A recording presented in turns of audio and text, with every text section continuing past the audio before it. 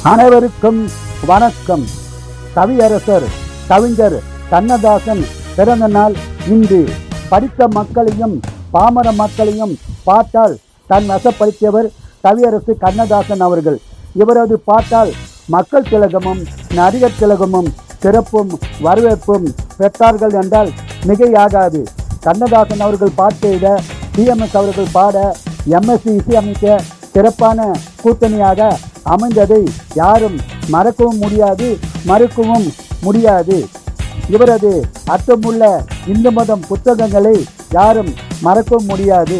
சேரமான் காவிரி என்ற நாவலுக்கு காக்கத்திய அகராமி விருது வழங்கி கௌரவிக்கப்பட்டவர் கவியரசர் கண்ணதாசன் அவர்கள்.